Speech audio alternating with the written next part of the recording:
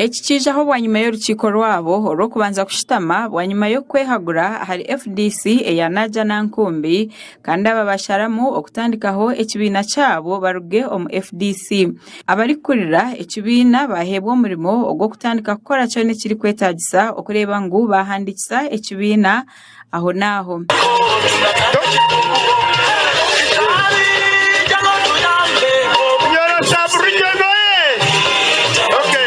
Dr. Kiza Besigye watandikire FDC yashoborera hanshonga zimwe nahabwenki batireho okubugana oku narisho rukungano rungu nahabo kugira ngo babeni nangu bekunganye babase kureba okubaragaruze ihanga ombuteka. Songa enkuru ezibaddemu zibadde za kutandika kiriziganya kutandika omulimu gw'okuggalawo ekibadde ekibiina kyaffe ekya FDC naye ne kigwamu ebizibu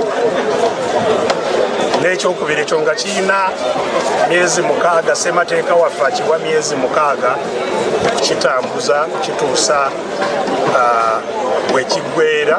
Besigye yashoborera ngu ombwire obw'emyezi 6 ekibiina bine kureba ngu bataho omuringo musya kandi yashaba abahagizi b'ekibiina eki okurebeka ngu bakora kyone kiri kubasika okureba ngu ekibiina kyabo kyaguma higuru. Mulimu guno nga bwe tumaliriza okwetegeka si gwa kibiina kimu kyokka gwa bannayuganda bonna okwekolamu omulimu oba oli munnakibiina ki omulimu gw'okununula ensi yaffe si mulimu gwa kibiina mulimu gwa bannansi abawambiddwa okwenunula. Oguyayonjera yabashaba obutagaruka kwebaganisamu mu kibiina mpaka aho bararebere ngu baheza kuhangura orutaro orubatandika. Nasuubi ddene bategeezezza ekiseera kituuse kadde katono nnyo okulaba tuwangula kubanga n'atanategeera yoli yanafuwa olaba n'ab'omu nju ye baagala kumuwamba ng'akyaliwo kati bw'obanga onnafuye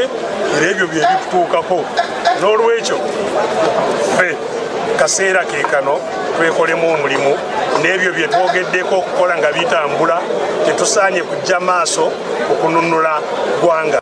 Obutesigangana entaro engambo ebyo birinomo ebyo bitahaho nibaho mu society konka wabihandolingota so ekyo nico turukuza concentrating aho tituruza kuba diverted. Oguyi yashaba abantu obutatwarwa ahabwa kasente kace ari kugira ngo bine kurebera ahakigenderwa cyabo ekihango.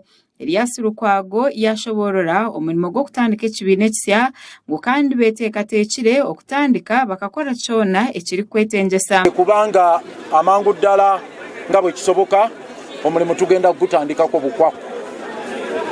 Amateeka tugategeera bulungi, obuwaayiro twabwetegerezza dda kyannaku nnyo gyakaseera kano kati tuli kuteekateeka gyoyita Tombstone ejjinja erigenda ku kabbuli lyabadde munywanyi waffe kitaffe maama waffe FDC n'abantu tinkuza kwikiriza ngo ogire ngo FDC ekashenyuka ahabo kuba turuho twemerire yino wana presenting hariya yakugira ngo umuntu kwari kufa omubiri gusigara ahasi omwoyo guzankahe omwiguru so omubiri guri naja nankumbi omwoyo guri katonga. Bo abanyishengero abariho mu kibiine kya FDC bashoborora ngo bonka abanyishengero beteekateekire okuza omu kibiina kyona ekiratandikeho ngo bote baragaruke omu FDC eyanaja nankumbi. Twashemererwa kugira ngo bitwahira mu bantu abantu ndio bagenana gitwe ture FDC konko bwire kubuyikire abantu bajya ngo